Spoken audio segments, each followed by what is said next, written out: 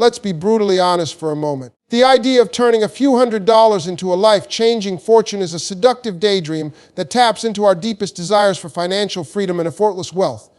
The specific, shocking claim that a single Iraqi dinar could be revalued to 75,000 US dollars is the kind of viral grenade that explodes in the echo chambers of online forums and social media groups, leaving a trail of excited speculation and hopeful investors in its wake. But to understand why this particular number has such staying power, we need to peel back the layers and look at its murky origins, which are not found in any official government document or credible financial institution, but rather in the shadowy world of deliberate misinformation and a fundamental misunderstanding of global economics. The story often begins with a deliberate conflation of terms, where the concept of a currency redenomination is twisted into a revaluation. Iraq has, in fact, discussed redenominating its currency for years, a process where old banknotes are replaced with new ones, often by lopping off zeros to simplify accounting and daily transactions. Think of it not as your one dinar suddenly being worth $1,000, but rather you exchanging your one dinar note for a brand new, simpler one dinar note. The value remains precisely the same. It's just a practical housekeeping measure for a nation rebuilding its financial system. However, promoters of the RV or revaluation theory have masterfully hijacked this legitimate conversation about redenomination, spinning it into a narrative of explosive exponential wealth creation. They posit a scenario where Iraq doesn't just remove zeros for efficiency, but instead resets the currency's value to a level on par with, or even exceeding, the strongest global currencies like the Kuwaiti dinar. This is where the number 75,000 begins to sprout, often justified by a series of wildly speculative calculations. One common method involves taking Iraq's purported vast oil and mineral wealth and dividing it by the current money supply, arriving at a theoretical intrinsic value per dinar that is astronomically high. This calculation conveniently ignores every other factor in a modern economy, such as staggering national debt, the costs of decades of war and reconstruction, rampant corruption, political instability, and the basic principles of inflation. It's like saying a person with a high potential future income should be given $1 billion credit limit today. It's a fantasy disconnected from fiscal reality. Another origin point for this myth lies in the misinterpretation, or perhaps the intentional misrepresentation, of financial technicalities from decades past. Some proponents point to the pre-Gulf War exchange rate, where the dinar was indeed worth several dollars, and suggest a return to that glory. What they fail to mention is that this rate was an artificial peg, completely unsustainable and maintained by a brutal dictatorship, and it collapsed instantly the moment Saddam Hussein's regime was no longer able to enforce it. The modern Iraqi economy is a completely different entity, and the notion of reverting to a pre-1991 exchange rate is economically illiterate. The final and perhaps most insidious origin of the $75,000 figure is simply its sheer, breathtaking audacity. A number like $10 or $20 per dinar might seem plausible enough to be debunked with moderate effort. 75,000 is so ludicrously high that it short-circuits logical analysis for many people. It operates in the realm of pure fantasy, making it immune to standard factual counter-arguments because its believers have already bought into a paradigm where normal rules don't apply. This is the powerful hook, the psychological bait that keeps the rumor alive and, well, feeding on hope and a desperate desire for an easy way out of financial struggles, all while they're selling the dinars at a massive markup profit from the very speculation they help to fuel. The entire ecosystem is built on a foundation of selective evidence, where vague statements from politicians about economic reform are reinterpreted as secret codes confirming the imminent RV, and any delay is explained away as a necessary step for a flawless global rollout, a narrative designed to maintain hope indefinitely despite all evidence to the contrary. The genesis of this myth is not in Baghdad, but in the clever exploitation of human psychology and a widespread lack of financial literacy, creating a perfect storm where a number as outrageous as $75,000 per dinar can not only survive but thrive, promising a golden ticket that, in reality, leads to a dead end. Now that we've exposed the fantastical and deliberately misleading origins of the $75,000 claim, we must anchor ourselves firmly in the unyielding reality of Iraq's actual economic and political landscape, a world away from the sleek, optimistic charts presented in online forums. The chasm between the dream of a hyper-valuable dinar and the current state of Iraq's financial system is so vast that it renders the entire revaluation narrative not merely optimistic, but a physiological impossibility under present conditions. Let's begin with the most frequently cited pillar of the RV argument, Iraq's colossal oil wealth. It is true that the nation sits atop one of the world's largest proven oil reserves, but owning a valuable asset and having the capability to transmute that asset directly into a rock-solid, powerful currency are two fundamentally different challenges. Iraq's economy is dangerously monolithic, with over 90% of its government revenue and a massive portion of its GDP reliant solely on crude oil exports. This creates an economy perpetually vulnerable to global price shocks, geopolitical tensions, and internal production disputes, the very opposite of the diversified, stable, and technologically advanced economy that underpins a strong currency like the US dollar or the Swiss franc. This oil wealth, rather than being a magic bullet, actually highlights a critical vulnerability. The government budget is a constant tightrope walk, often leading to massive deficit spending, which in turn fuels inflation and places persistent downward pressure on the dinar's value, not upward.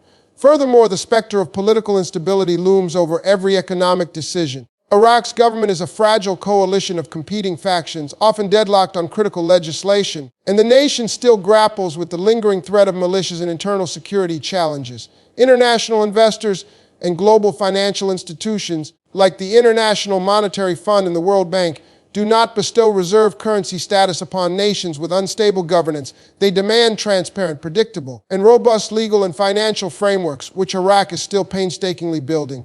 The Central Bank of Iraq itself is engaged in a daily battle to maintain even the current modest exchange rate, spending billions of its foreign currency reserves in a process called dollar auction to prop up the dinar and prevent a complete collapse, a clear demonstration that the market forces, if left unchecked, would actually push the value of the dinar lower, not higher.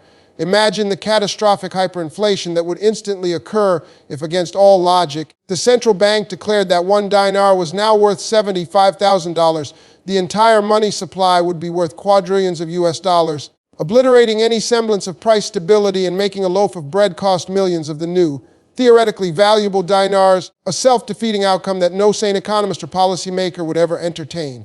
The path to a stronger dinar is not a single, magical overnight event, but a long, arduous, and unglamorous journey of structural reform, diversifying the economy away from oil, combating systemic corruption, attracting foreign investment in sectors beyond energy, strengthening the banking system, and building international confidence through years of political stability and sound fiscal management. The promoters of the RV myth skip this difficult reality entirely, selling a fantasy where the hard work of nation building is bypassed with the flip of a switch. This willful ignorance of basic macroeconomic principles is the engine of the scam, allowing gurus to paint a picture of imminent wealth while ignoring the daily struggles of the Iraqi people and the real, commendable, but incremental progress their institutions are making. The truth is, a currency's value is a direct reflection of the health, stability, and prospects of the nation it represents.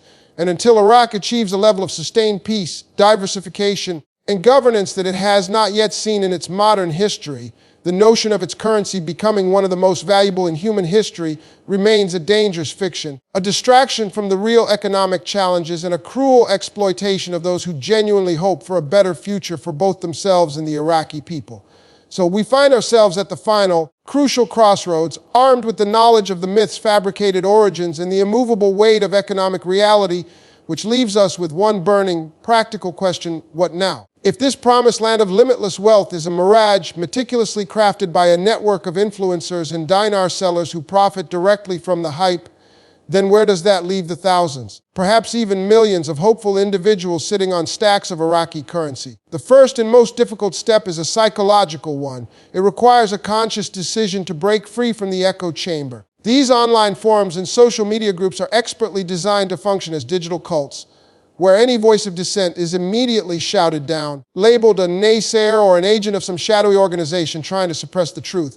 This creates a powerful feedback loop where hope is constantly reinforced by cherry-picked news headlines, vague tell from anonymous sources, and the powerful sense of community among fellow believers, making it incredibly difficult to walk away because doing so feels like admitting you were fooled and abandoning your friends. But I am asking you to take that step, to be brave enough to look at the cold, hard facts we've laid bare, and to recognize that the true cost of this speculation isn't just the initial investment in the dinars themselves, the opportunity cost of what else you could have done with that money, a diversified investment portfolio, paying down high-interest debt, or investing in your own education or business, all of which are proven, tangible paths to building wealth, not hoping for it. The second step is to understand the real-world mechanics of this ecosystem.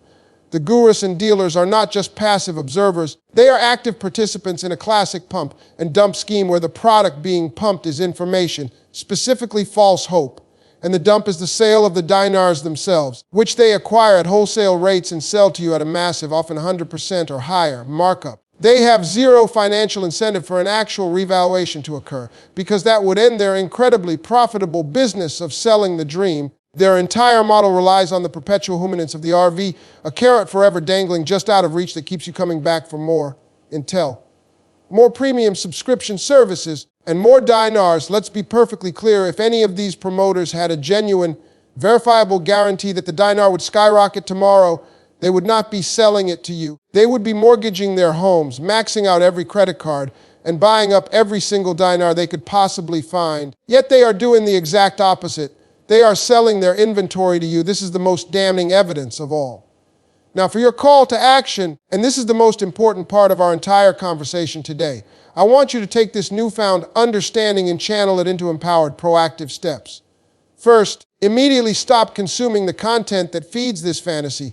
Unsubscribe from the YouTube channels, leave the Facebook groups, and ignore the forum posts. This digital detox is essential to break the cycle of addiction to hope.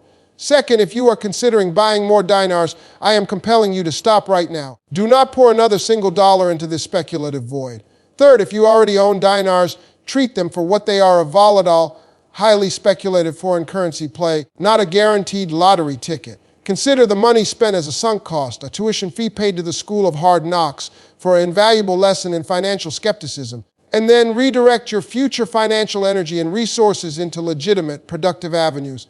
Finally, and most importantly, I want you to become an ambassador for financial literacy. Share this video, share this information with others you know who might be caught in the same web. You have the power to break the chain, to protect others from falling into the same trap. The real wealth was never inside those colorful banknotes. The real wealth is the knowledge you now possess, the ability to think critically, to question too good, to be true claims, and to understand that sustainable wealth is built on a foundation of patience, education, and strategic effort, not on waiting for a magical financial event that will never come. Take back control of your financial future today, right now, by making the conscious choice to walk away from the myth and step firmly onto the path of reality where your genuine potential for prosperity truly lies.